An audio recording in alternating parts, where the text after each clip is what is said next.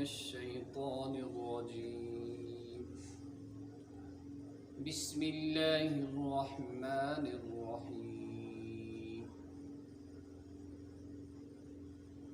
وما محمد إلا رسول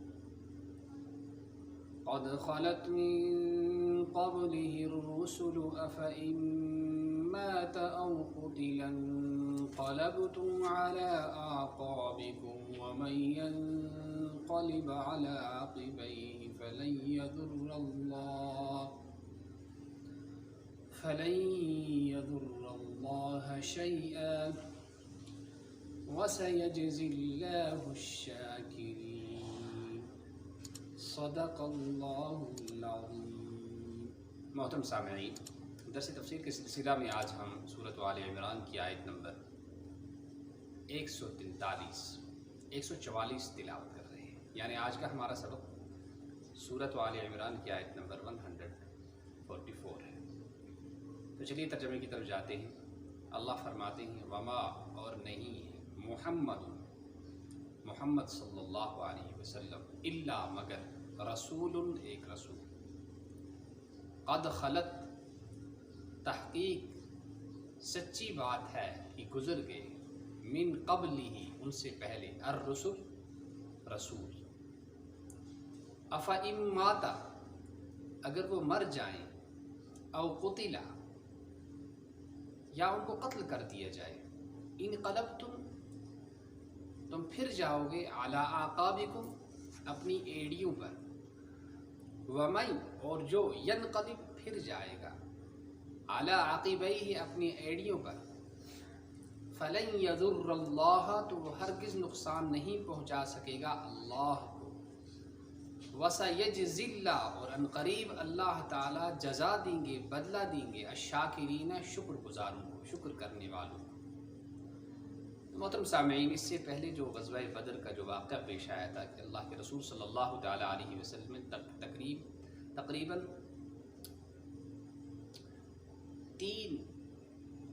30 تیر اندازوں کو ایک پہاڑی درے میں، پہاڑی راستے میں مقرر فرمایا تھا۔ ان کو یہ ہدایات دی گئی تھی کہ جب تک نبی پاک صلی اللہ تعالیٰ علیہ وسلم کی طرف سے حکم نہ ملے، آپ وہاں سے نہیں ہٹنا، اس جگہ کو نہیں چھوڑنا۔ تو جب غزوہ شروع ہوا اور لڑائی شروع ہوئی تو مسلمانوں کو فتح نصیب ہو گئی۔ یہ فتح دیکھ کر ان صحابہ کرام نے یہ سمجھا کہ اللہ کے رسول صلی اللہ تعالیٰ علیہ وسلم کا جو حکم تھا وہ لڑائی کے ختم تک تھا، لہٰذا اب ہم جاتے ہیں اور مال غنیمت ہم بھی حاصل کرتے ہیں، ہم بھی جمع کرتے ہیں۔ ان کے جو امیر تھے انہوں نے منع کیا کہ آپ ایسا مت کرو، مت جاؤ، لیکن وہ چلے گئے۔ اس وقت حضرت خالد جو تھے وہ مسلمان اس وقت تک نہیں ہوئے تھے۔ مسلمان مال غنیمت کو جمع کرنے لگ گئے، اور کافروں نے جب دیکھا کہ یہ پہاڑی راستہ اور پہاڑی درہ خالی ہے تو وہاں سے انہوں نے آ کر پلٹ کر وار کیا اور مسلمانوں کو عارضی شکست ہو گئی۔ بہت سارے صحابہ اس میں شہید بھی ہو گئے، جن میں حضرت حمزہ رضی اللہ تعالیٰ عنہ بھی ہیں۔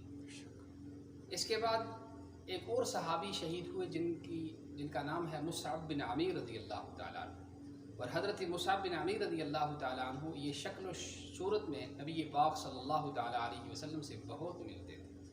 جب یہ شہید ہوئے تو شیطان نے یہ خبر اڑا دی کہ اللہ کے رسول صلی اللہ تعالیٰ علیہ وسلم شہید ہو گئے۔ جب یہ خبر اڑی تو کافر کہنے لگے جب رسول اللہ صلی اللہ تعالیٰ علیہ وسلم شہید ہو گئے تو تمہیں اب مسلمان رہنے کی کیا ضرورت ہے؟ نعوذ باللہ، تم دین اسلام کو چھوڑ دو اور مرتد ہو جاؤ۔ یہ خبر اڑنے کے بعد اس طرح کی افواہیں ہو گئی۔ تو جب یہ ہوئی تو اس کے بعد یہ آیت نازل ہوئی کہ اللہ کے رسول صلی اللہ تعالیٰ علیہ وسلم اگر شہید ہو جائیں، اگر وہ مر جائیں، تو اس میں دیکھیے، اس میں ایک بات یہ ہے کہ جو نصارہ تھے، جو عیسائی تھے، وہ اپنے اللہ کے پیغمبر کو، حضرت عیسیٰ علیہ السلام کو کچھ تو کہتے تھے کہ یہ اللہ کے بیٹے ہیں، کچھ تو کہتے تھے کہ یہ اللہ کے جز ہیں، اور کچھ کہتے تھے کہ یہ 3 خداؤں میں سے ایک خدا ہے۔ یہ 3 طرح کے عقیدے تھے۔ تو اس خدائی کے عقیدے کی نفی کرنے کے لیے اور اس کو ختم کرنے کے لیے ان سے یہ کہا گیا کہ دیکھیے جو خدا ہوتا ہے وہ مرتا نہیں، وہ ہمیشہ زندہ رہتا ہے۔ جس طرح حضرت عیسیٰ علیہ السلام ایک انسان تھے اور اللہ کے رسول تھے اور اللہ کے پیغمبر اور بندے تھے، اسی طرح محمد الرسول اللہ صلی اللہ تعالیٰ علیہ وسلم بھی اللہ کے بندے ہیں، اللہ کے پیغمبر ہیں۔ لہٰذا مرنا ان کے لیے بھی کوئی عار کی بات نہیں، کوئی شرم کی بات نہیں، کوئی نقص کی اور عیب کی بات نہیں۔ او قتلا، یہاں یا تو طبعی موت مر جائیں گے یا تو وہ شہید کر دیے جائیں۔ وہ طبعی موت مر جائیں یا شہید کر دیے جائیں تو یہ تو ان کے لیے کوئی شرم کی بات نہیں، شہادت تو ایک اعلیٰ مقام ہے۔ تو لیکن آپ کو کیا کرنا ہے؟ جو پیچھے رہنے والے ہیں انہیں کیا کرنا ہے؟ یا تم پھر جاؤ گے، تم دین ہی کو چھوڑ دو گے؟ فرمایا ایسا نہیں کرنا ہے۔ اگر تم ایسا کرو گے تو اللہ کا اس سے کوئی نقصان نہیں ہوگا، یہ تو آپ ہی کا نقصان ہوگا۔ وَمَن يَنْقَلِبْ عَلَىٰ عَقِبَيْهِ فَلَن يَضُرَّ اللَّهَ وَسَيَجْزِي اللَّهُ الشَّاكِرِينَ۔ اللہ تعالیٰ شکر گزاروں کو، اور شکر گزاری کیا ہے؟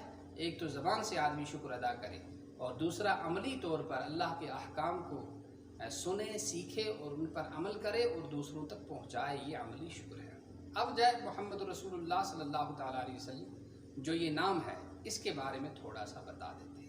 یہ پہلا نام ہے، اس سے پہلے 5-7 نام ملتے ہیں جو رکھے تھے لوگوں نے پورے عرب میں، لیکن اس کا رواج نہ تھا۔ یہ نام جناب محمد رسول اللہ صلی اللہ علیہ وسلم کا حضرت عبد المطلب نے رکھا ہے، اور اس کے معنی آتے ہیں جس کی تعریف بار بار کی جائے، جس کے اندر تمام اوصاف کمالیہ موجود ہوں گی، دنیا کے جتنے کمالات ہیں وہ ان میں موجود ہیں۔ اسی لیے حضرت مولانا حجت الاسلام مولانا حضرت قاسم نانوتوی رحمۃ اللہ علیہ نے فرمایا کہ حسن یوسف دم عیسیٰ ید بیضا داری، آنچ ہما خوباں دارن تو یک تنہا داری، کہ حضرت موسیٰ، حضرت حسن عیسیٰ، حضرت حسن موسیٰ دم پیغمبروں کے، جس کا مفہوم یہ ہے کہ جتنے پیغمبر تھے آج تک آئے، جتنوں کے کمالات تھے، ان ساروں کمالات کو جناب محمد رسول اللہ صلی اللہ علیہ وسلم جمع کر دیا۔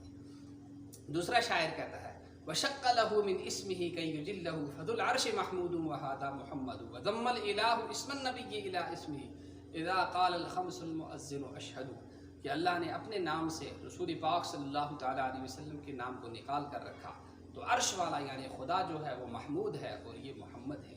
اور اللہ نے محمد الرسول اللہ صلی اللہ علیہ وسلم کی اس قدر عزت فرمائی کہ 5 وقت پورے 4 دانگ دنیا کے کونے کونے میں جو مسلمان آذان پڑھتے ہیں، جہاں اللہ کا نام آتا ہے وہاں محمد الرسول اللہ صلی اللہ علیہ وسلم کا نام آتا ہے۔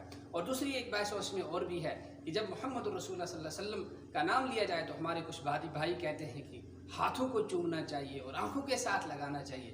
بھائی اس ہاتھ سے تو استنجا بھی ہوتا ہے، اس ہاتھ سے تو استنجا بھی ہوتا ہے، اس سے اچھے کام بھی ہوتے ہیں، برے بھی نہیں۔ ہم ہاتھ چومنے کی ضرورت نہیں ہے، ہم ان ہونٹوں سے چومیں گے کہ جب محمد کا نام لیا جاتا ہے تو ہونٹ آپس میں مل جاتے ہیں۔ کیوں؟ یہ ہونٹ اسی لیے ہے، یہ پاک جگہ ہے، اس کو صرف اسی کام کے لیے، اس کو وہ چومے، وہ جسم کا وہ عضو چومے جو اسی کے لیے خاص ہو، جس سے اور کوئی کام نہ ہوتا ہو، اور وہ ہونٹ ہیں، یہ پاک ہے، ہم اسی سے چومیں گے۔ لہٰذا انگوٹھا چومنے اور انگلیاں چومنے کی کوئی ضرورت نہیں ہے۔ اللہ ہمیں عمل کرنے کی، سننے کی اور باقی تک پہنچانے کی توفیق عطا فرمائے۔ وآخر دعوانا الحمد للہ۔